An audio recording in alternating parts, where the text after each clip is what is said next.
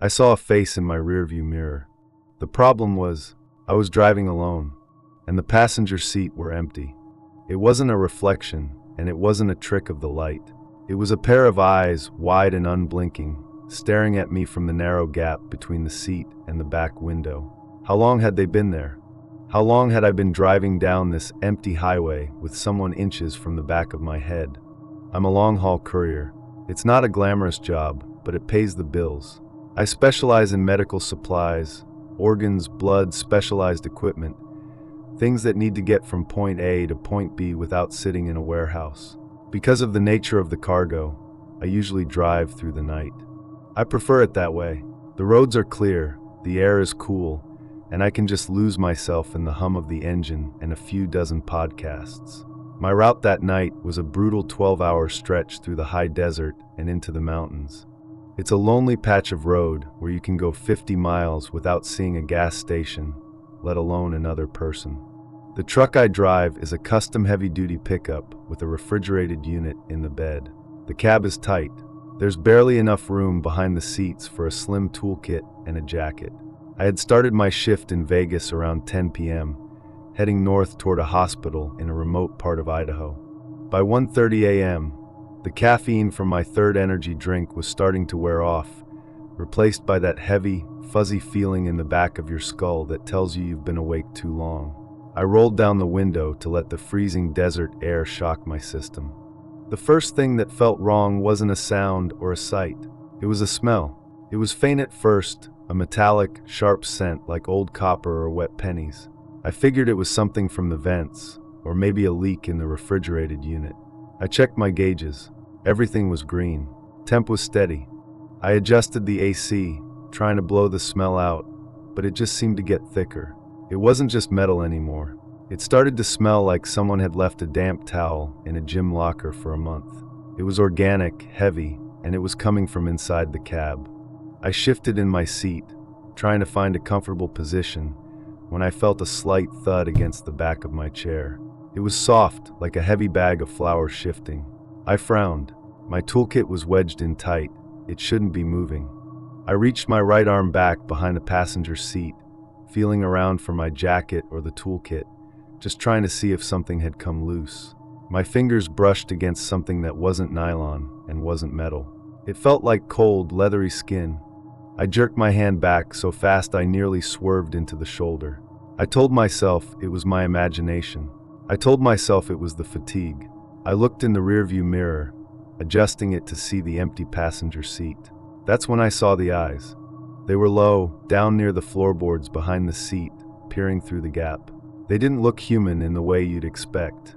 They were bloodshot and yellowish, reflecting the green glow from my dashboard. I didn't scream. I couldn't. My throat just closed up, and I felt this paralyzing cold wash over my entire body. I didn't stop the truck.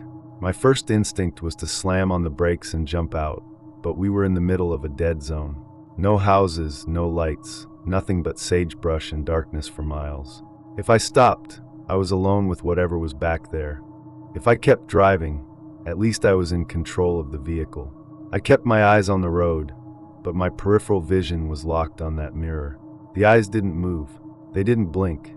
They just watched me drive. I tried to talk.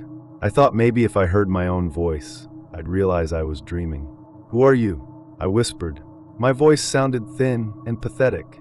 There was no answer, just the sound of the wind whistling through the cracked window. Then very slowly, I heard a sound that made my skin crawl. It was a wet, sliding noise. The person, or whatever it was shifting. They were squeezing themselves through the narrow space behind the seats. I looked at the passenger seat. The headrest started to bulge forward. Someone was wedged in the 6-inch gap between the back of the cab and the seats. They were moving toward the passenger side. I saw a hand grip the side of the headrest. The fingernails were jagged and black, and the skin was a pale, sickly gray. I realized then that whoever this was, they hadn't just hopped in while I was at a gas station. They had been in there since I left the depot. They had been curled up in a space no human should be able to fit into, watching me for hours. The realization of the danger I was in hit me all at once. I was trapped in a glass and metal box going 80 miles an hour with a person who had spent 4 hours in total silence, hiding inches away from me.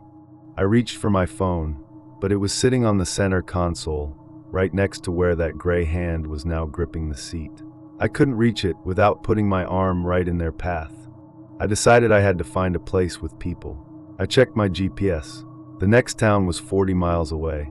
40 miles of straight road with no lights. I pushed the gas pedal down. The truck's engine roared and the speedometer climbed. 85, 90, 95. I figured if I was going fast enough, they wouldn't risk attacking me. If we crashed at this speed, we were both dead. As the speed increased, the person behind the seat started to make a sound. It wasn't a growl or a scream. It was a low, rhythmic humming. It was a melody I didn't recognize, something repetitive and droning. It vibrated through the back of my seat and into my spine. It was the most terrifying thing I've ever heard. It sounded satisfied, like they were enjoying the speed. The humming stopped abruptly. I risked a glance to my right. A head was slowly rising over the edge of the passenger seat. It wasn't a quick movement. It was smooth like a snake. First, the matted, greasy hair, then that high, pale forehead, and finally those yellow eyes. The person was a man, but he was incredibly emaciated. His skin was pulled tight over his cheekbones, and his lips were pulled back in a permanent, dry snarl. He wasn't looking at the road. He was looking at me. He didn't move to grab me. He just sat there, half emerged from the gap, watching me drive. Every time I glanced at him, his eyes were already on mine. I tried to focus on the white lines of the highway. Just 40 miles, I told myself. Just stay on the road. Then he reached out. He didn't grab the wheel. He didn't grab my throat. He reached for the radio. His long, skeletal finger hovered over the dial. He turned it. The silence was replaced by the loud, static-filled blast of a country station that was barely in range. He turned the volume up until the speakers were vibrating. Then he leaned back against the passenger seat and started to laugh. It wasn't a normal laugh. It was a dry, wheezing sound that barely broke through the static of the radio. I was shaking so hard my feet were vibrating on the pedals. I finally saw a light in the distance, a flickering neon sign for a 24-hour truck stop. I didn't slow down. I steered the truck toward the off-ramp, taking the curve so fast the tires screamed. I saw the bright fluorescent lights of the gas pumps and felt a surge of hope. There were other trucks there. There were people. I slammed on the brakes as I pulled into the lot, skidding to a halt right in front of the main entrance. I didn't even put the truck in park. I threw the door open and tumbled out onto the pavement, screaming for help. I scrambled to my feet and ran toward a group of truckers standing by the coffee entrance. I was pointing back at my truck, babbling about a man in the cab. The truckers looked at me like I was insane, but they followed me back to the vehicle. One of them, a big guy in a flannel shirt, pulled a heavy flashlight from his belt. I stayed back, my heart feeling like it was going to explode. "There's someone in there," I yelled. "Behind the seat. He's been in there for hours." The big guy walked up to the driver's side door, which was still wide open. He shone the light into the cab. He swept it over the driver's seat, the passenger seat, and then leaned in to look into the gap behind them. He stayed there for a long time, moving the light back and forth. "Son," he said, turning back to me, "there's nobody in here." I ran forward, ignoring the fear. I grabbed the flashlight from him and shoved it into the cab. I looked behind the passenger seat. The toolkit was there. My jacket was there. But the space was empty. The narrow gap was only about 5 inches wide. There was no way a grown man could fit in there, let alone disappear in the 30 seconds it took me to run for help. I started pulling things out. I threw my jacket onto the pavement. I yanked the toolkit out. I was looking for a trap door, a hidden compartment, anything. That's when I saw it. On the back window of the cab, right where the man's head would have been, there was a smudge. It was a greasy, grayish mark, about the size of a forehead. And on the passenger seat, there were 2 damp, muddy footprints. They were small, like they belonged to a child, but the stride between them was too wide.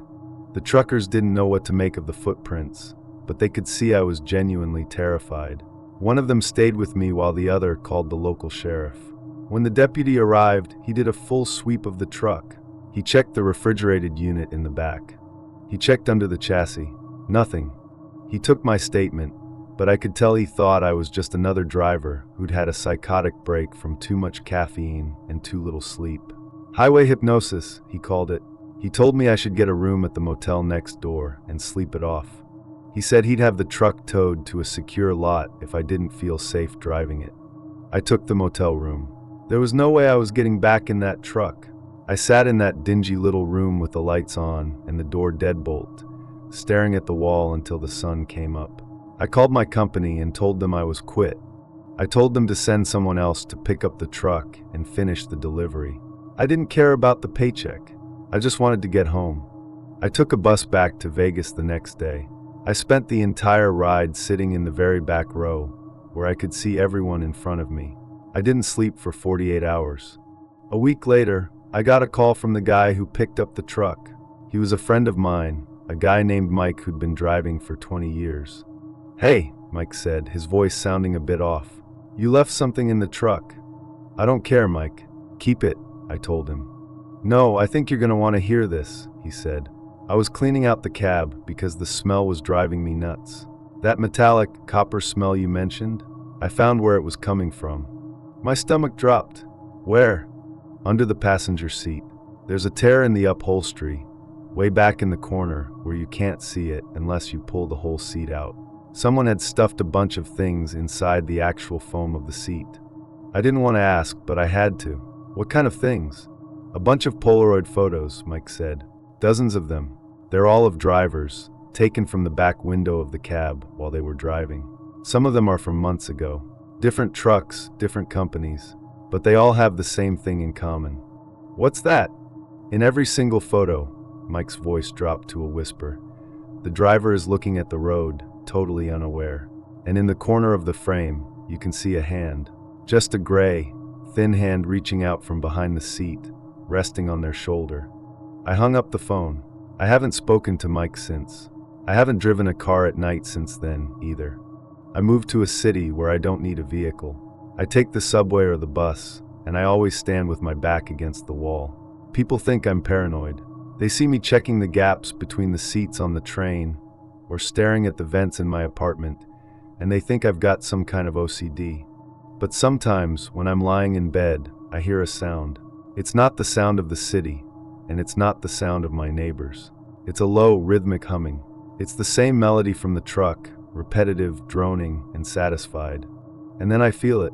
I feel a slight weight on the edge of my mattress, like someone is sitting down very carefully. I don't turn around. I don't open my eyes. I just lie there frozen until the sun comes up. Because I know that if I look, I won't see a monster. I won't see a ghost.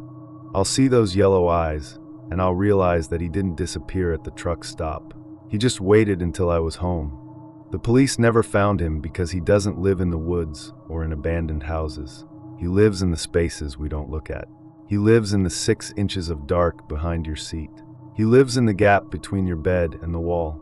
He's thin, he's patient, and he's been watching you for a lot longer than you think. Last night, I found a grayish smudge on my bedroom mirror. It was right at eye level. And when I went to brush my teeth this morning, my toothbrush was wet. The problem is, I haven't used it yet, and I live completely alone. I'm looking at the door right now. I can see the shadow of someone standing on the other side. They aren't knocking or trying to get in. They're just waiting, because they know eventually I'll have to come out, and they know that when I do, I'll be tired, distracted. And that's exactly when he likes to reach out. Do you feel that? That tiny itch on the back of your neck. Like someone is breathing very softly on your skin? Don't turn around. Just keep listening. Maybe if you don't acknowledge him, he'll stay in the shadows for one more night. But whatever you do, don't look in the mirror before you go to sleep.